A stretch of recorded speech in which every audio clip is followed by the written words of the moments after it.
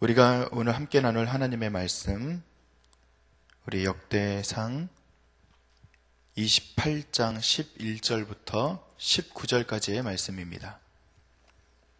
역대상 28장 11절부터 19절까지의 말씀을 저와 여러분이 한 절씩 같이 같은 목소리로 우리 봉독하겠습니다. 11절부터 19절까지입니다. 함께 읽습니다. 다윗이 성전의 복도와 그 집들과 그 곳간과 다락과 골방과 속죄소의 설계도를 그의 아들 솔로몬에게 주고, 또 그가 영감으로 받은 모든 것, 여호와의 성전의 뜰과 사면의 모든 방과 하나님의 성전 곳간과 성물 곳간의 설계도를 주고, 또 제사장과 레위 사람의 반열과 여호와의 성전에서 섬기는 모든 일과 여호와의 성전을 섬기는 데에 쓰는 모든 그릇의 양식을 설명하고, 또 모든 섬기는 데에 쓰는 금기구를 만들 금의 무게와 모든 섬기는 데에 쓰는 은기구를 만들 은의 무게를 정하고, 또 금 등잔대들과 그 등잔 곧 각 등잔대와 그 등잔을 만들 금의 무게와 은 등잔대와 그 등잔을 만들 은의 무게를 각기 그 기구에 알맞게 하고, 또 진설병의 각 상을 만들 금의 무게를 정하고 은상을 만들 은도 그렇게 하고, 갈고리와 대접과 종지를 만들 순금과 금잔 곧 각 잔을 만들 금의 무게와 또 은잔 곧 각 잔을 만들 은의 무게를 정하고, 또 향단에 쓸 순금과 또 수레 곧 금 그룹들의 설계도대로 만들 금의 무게를 정해주니, 이 그룹들은 날개를 펴서 여호와의 언약궤를 덮는 것이더라. 다윗이 이르되 여호와의 손이 내게 임하여 이 모든 일의 설계를 그려 나에게 알려주셨느니라. 아멘. 할렐루야. 하나님께서 우리에게 주신 귀한 은혜의 시간들 보내고 계시죠? 어제도 행복하셨습니까? 오늘도 행복하실 거죠? 진짜로 행복해야 됩니다. 저는 신앙생활을 할 때 우리가 매일매일 하나님과 함께 동행한다는 것이 무엇일까라는 생각을 한번 해보았습니다. 동행한다는 것은 여러분, 하나님께서 짠 하고 나타나서 야 요한아 나 너 손잡고 갈 거야 이렇게 해주시는 것도 동행일 수 있겠죠. 근데 정말 그렇지는 않더라고요. 하나님이 매일 눈 이렇게 저랑 마주치고 얘기해 주시고 그럴 줄 알았는데 그러진 않아요. 우리가 때로는 하나님과 동행한다는 것이 어떤 면에서는 그런 기대를 하는 것 같아요. 하나님과의 동행이 하나님이 인격적으로 나한테 다가오신다. 그리고 하나님이 나와 함께 하신다. 나와 함께 동행해 줌으로 말미암아 내 삶에 어떤 그런 부유함이 더해지고 윤택해지고 또 삶의 어떤 건강도 찾아지게 되고 여러 가지 것들이 하나님의 동행으로 표현될 수 있을 거예요. 근데 그게 매일매일 일어나는 일이냐? 저한테 질문을 해보면 꼭 그렇진 않더라고요. 오늘도 힘들어요, 사실. 여러분, 어제 행복하셨습니까? 라고 질문을 드렸지만 정말로 행복한 일만 있었어요? 속상한 일 없었습니까? 여러분의 삶을 돌아보셔요. 속상한 일 많았죠? 그렇게 힘들고 어려운 가운데서도 우리가 하나님의 말씀 앞에 서서 그분에게 귀를 기울이고 그분의 뜻에 우리가 기대어 서서 하나님의 말씀대로 살아가기를 좀 더 소원하고 그렇게 의지를 가지고 하나님 앞에 서는 거예요. 우리가 하나님께서 우리에게 당장 눈앞에 짠 하고 나타나서 요한아 하고 이야기해 주진 않지만 하나님께서는 이미 창세전부터 저를 계획하셨고 창세전부터 나의 삶을 굽어보셨고 그리고 오늘도 나와 함께 하신다는 약속을 허락해 주셨어요. 여러분, 그것을 믿으시죠? 그렇다면 그 말씀을 믿고 하나님께서 나를 통해서 하실 일들에 대해서 기대하고 있다면 그 다음에 반응해야 되는 것은 누구입니까? 저예요. 즉, 하나님께서는 이미 저에게 향한 하나님의 마음, 하나님의 그 능력, 하나님의 모든 것을 저한테 이미 쏟아부으셨어요. 무엇으로 증명이 됩니까? 그것이 십자가잖아요. 하나님께서는 이미 저를 통해서 해야 될 모든 일들을 이미 하신 거예요. 더 이상 하실 일이 없을 만큼 최선을 다해서 하셨어요. 이제는요, 저에게 그 숙제, 그 키가 달려있는 거더라고요. 하나님께서는 이미 저와 함께 하기를 약속하셨고 저에게 모든 것을 부어주셨는데 이제는 제가 하나님에게 반응해야 될 차례가 된 거예요. 바둑을 두면 이 사람이 먼저 두면 그 다음 사람이 잘 둬야 되잖아요. 하나하나 수를 더 갈 때 그것이 바둑이 이루어지는 것 아닙니까? 그것처럼 하나님과 게임하는 건 아니지만 하나님이 먼저 수를 두셨고 우리가 거기에 반응해야 되는 거예요. 오늘 우리가 그 반응으로 하나님 앞에 서는 겁니다. 말씀 앞에 서는 거고요. 이 말씀이 우리 삶을 그래서 어떻게 인도하실지에 대해서 기대하고 살아가는 거예요. 오늘 그렇게 살아갈 때 처음에 제가 행복하셨죠? 라고 질문했을 때 행복하다. 오늘도 행복하실 거죠? 행복하다 말씀하셨는데 오늘 그렇게 하나님께 반응하면서 행복하시기를 간절히 축원드립니다. 여러분 오늘 저는요 이 말씀을 준비하면서 신났어요. 왜 신났냐 하면 제가 신난 게 아니라 누가 신났던 것이 느껴졌을까요? 다윗이. 제가 목사님이 가끔 그런 얘기를 하시는데 임요한 목사는 컴퓨터를 좀 잘한다. 예, 좀 잘합니다. 솔직히 말하면 조금 합니다. 제가 제일 신나할 때가 언제인 줄 아세요? 우리 목사님들이 다 아실 텐데 저는요 새로운 기계를 딱 만나면 행복합니다. 야 임요한 목사 성경 말씀 봐야지 행복하지 기계 봐야지 행복하냐 이렇게 얘기할 수도 있지만 제 취미가 이래요. 그러다 보니까 이것을 연구하고 이것에 대해서 기대하고 여기에 지금 정성을 쏟는 것이 남들에 비해서 조금 더 많습니다. 그런데 오늘 저에게 그런 모습이 저에게 어떤 행복한 그런 모습이 다윗에게는 차원 높은 행복의 모습이 오늘 성경에 기록이 되어 있더라고요. 성경은 무엇에 대한 전문가가 되기를 원했을까요? 다윗은 성전에 대한 전문가가 되기를 원했을 겁니다. 다윗은요 성전에 대해서는 무엇이든지 자기가 가장 완벽하게 알기를 소원했던 사람인 것 같습니다. 다윗은요 성전을 위해 준비되었던 사람입니다. 다윗은요 제가 월요일날 설교할 때도 그 얘기했죠. 다윗의 재물이 많았어요. 그 재물이 많았는데 그 재물들을 관리하는 사람들 재물에 대한 그 규모나 이런 것들을 우리가 추측해 볼 수 있는데 그 재물들이 주로 무엇을 위해서 준비된 재물이라고요? 성전을 위해서요. 다윗의 온 삶을 보면 마치 성전을 정점으로 해서 그 성전을 위해서 재물도 준비했고 자기의 길도 걸어왔고 그리고 자기의 그 죽음에 있어서 지금 가장 마지막에 유언하는 거 아니겠습니까? 그 유언하는 곳에 있어서도 가장 중요한 내용이 무엇으로 다 이루어져 있어요? 성전에 대한 이야기로 점철되어 있다는 것이죠. 즉 다윗이 오늘 솔로몬에게 이야기하면서 다윗이 나 여태까지 성전을 위해서 이렇게 준비되어 있고 이런 것으로 다 내가 힘써서 애를 써서 이런 것도 다 했는데 솔로몬 야 너한테 내가 이거 성전에 대한 거 이야기해 줄게. 그러면서 이야기해주는 그 내용이 너무나도 재미있습니다. 그 내용들에 대해서 구체적으로 이야기하면서 다윗이 신났을 거예요. 아무래도 자기가 연로했고 자기가 이제 죽음을 앞두고 있지만 이 이야기를 하면서 눈이 반짝였을 것입니다. 가장 좋은 것을 하기 때문이죠.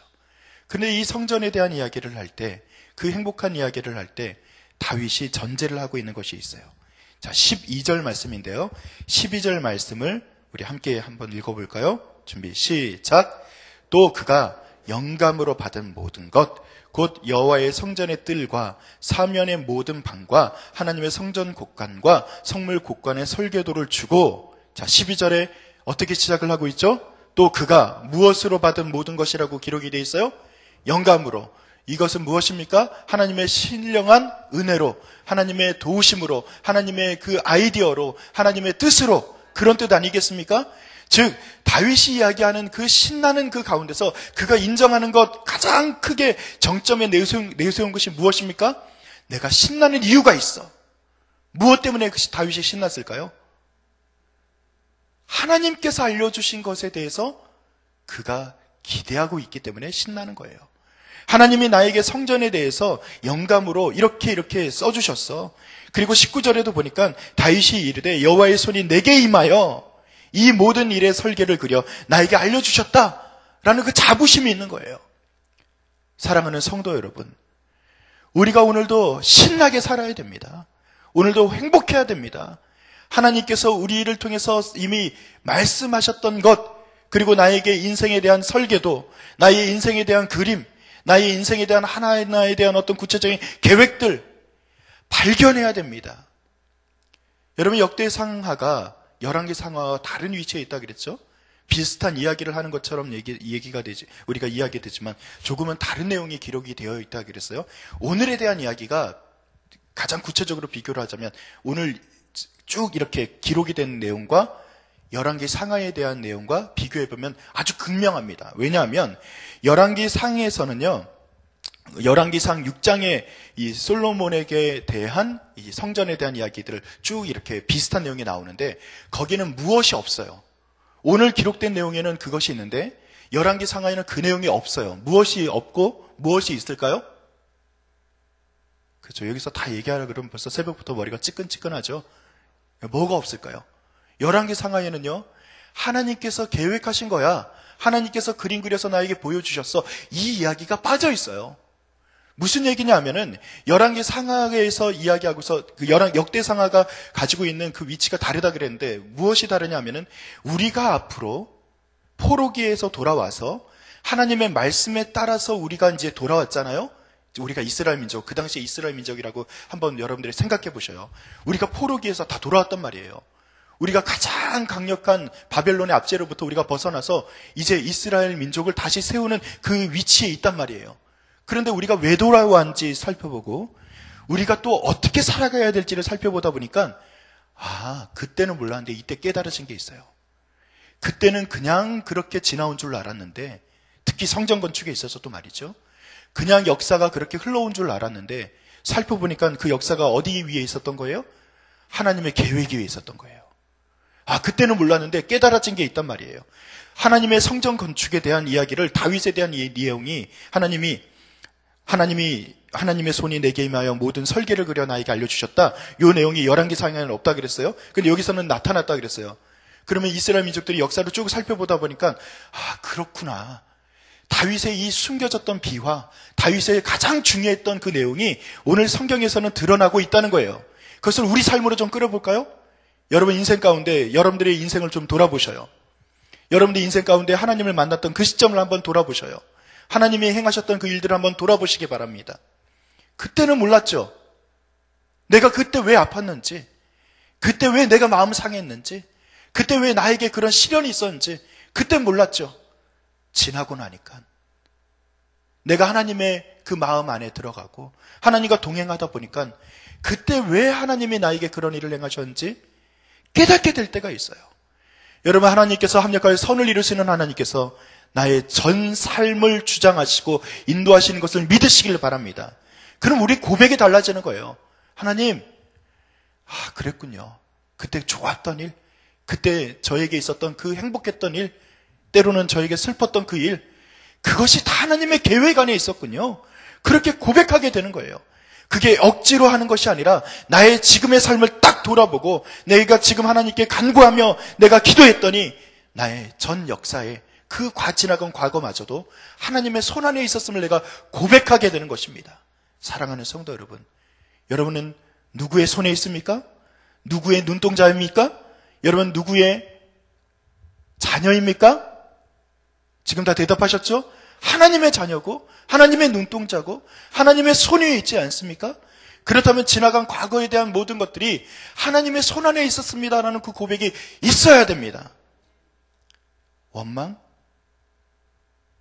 우리에게 절망? 우리에게 있는 안타까움? 이것들이 우리를 덮어 쓰는 것이 아니라 오히려 하나님께서 그렇게 인도하셨구나라는 것으로 말미암아 오늘 내가 힘을 얻는 거예요. 그럼 오늘은 어디에 있는 거예요? 오늘은 내 안에 있는 거예요? 오늘도 하나님 안에 있는 거죠. 맞죠? 지금도요. 내가 지금 힘들고 어려운 상황에 있다 하더라도 그것이 누구 손 안에 있는 거예요? 하나님의 뜻 안에, 하나님의 손 안에 있는 것 아닙니까? 그렇게 전진하는 거예요. 오늘 하루 그렇게 전진하는 겁니다. 지나고 났더니 그랬구나. 이 성전 건축에 대한 것 그때는 몰랐는데 오늘 역대상하를 기록을 하고 역대상하를 묵상하고 역대상하를 이렇게 쓰는 그 사람들의 손에서 그 고백이 쓰여지는 거예요. 하나님이 모든 것을 계획하셨고 그것을 솔로몬에게 알려주셨구나. 그래서 우리 민족이 살게 되었구나. 여러분, 그 고백이 나타나게 된 거예요. 우리 인생도 마찬가지입니다. 내가 몰랐던 그 모든 것들이 하나님의 손 안에 있음을 오늘 고백하게 되고 오늘 하루가 주의 손 위에 있고 주님의 뜻 위에 있다는 것을 고백하게 될 때 우리 인생은 가치 있는 인생으로 바뀌게 될 줄로 믿습니다. 우리의 모든 삶이 주님의 손 안에 있음을 고백하면서 오늘 하루도 힘차게 승리하며 살아가시기를 간절히 축원드립니다. 기도하겠습니다. 아버지 하나님, 우리가 주님과 동행한다 하면서도 내 손 위에 있고 내 뜻대로 되기를 소원했던 것, 주님은 용서하시고 하나님의 손 위에, 주님의 뜻 위에 우리가 나의 삶을 세워갈 수 있도록 인도하여 주시옵소서. 주님께서 도우실 줄 믿사오며 감사드리며 예수님의 이름으로 기도드립니다. 아멘. 우리 공동기도문 첫 번째 예배에 대한 기도 우리 교독하며 기도하겠습니다. 우리 예배를 받기에 홀로 합당하신 창조주 하나님, 말씀삼 공동체가 주님을 예배할 때마다 영광을 받으시고 삼일체 하나님의 임재와 현존으로 응답하옵소서.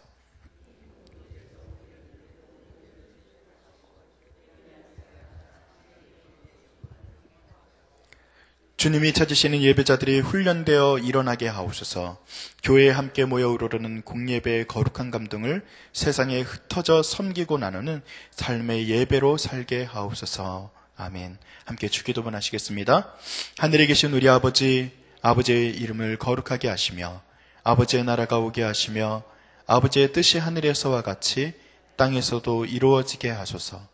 오늘 우리에게 일용할 양식을 주시고 우리가 우리에게 잘못한 사람을 용서하여 준 것 같이 우리 죄를 용서하여 주시고 우리를 시험에 빠지지 않게 하시고 악에서 구하소서. 나라와 권능과 영광이 영원히 아버지의 것입니다. 아멘. 이 시간 다음과 같은 기도의 제목으로 함께 기도드립니다. 지금 들은 말씀이 내 삶으로 이어질 수 있도록 기도하시기 바랍니다. 꿈송과 성경 2000 통독을 통해서 하나님의 말씀의 복이 충만할 수 있도록 또한 기도하시기 바랍니다. 앞으로 있을 중국 선교 그리고 의료 선교, 일본 선교를 성령께서 도우실 줄로 믿습니다. 교구마다 준비하고 있는 VIP 초청주일에 예비된 영혼을 보내주시고 아름다운 결실이 있을 수 있도록 그렇게 준비될 수 있도록 기도해 주시기 바라고요. 또 대통령 선거를 통해서 나라와 국민을 위한 정직한 지도자가 세워질 수 있도록 힘써 기도해 주시기 바랍니다. 그래서 지금 계속 진행되고 있는 북한 접경지역 선교 탐방을 위한 특별기도 오늘 세 번째 날인데요. 오늘은 통화에서 일정을 갖는다고 합니다. 다음과 같은 기도 제목이 있습니다. 예민한 상황에 중국 현지인들과의 갈등이 없게 하옵소서. 그리고 긴 거리를 이동하는 동안 운전하고 인솔하시는 분들이 피곤치 않도록 붙들어 주옵소서. 어제 이제 박범서 목사님이 카톡을 보내주셨는데 이분들이 피곤하고 힘들게 이제 운전을 할 줄 알았더니 펄펄 난대요. 무슨 얘기냐면 안전하게 운전해야 되는데 좀 과속도 하고 그런가 봐요. 여러분 꼭 좀 안전하게 운전이 할 수 있도록 기도해 주시기 바랍니다. 그리고 백두산 천지를 조망하며 남북 통일을 위해 기도할 수 있도록 좋은 일기를 주옵소서.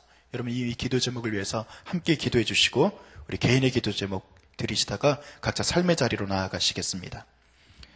하나님 감사합니다. 주님께서 우리의 삶을 주셨습니다.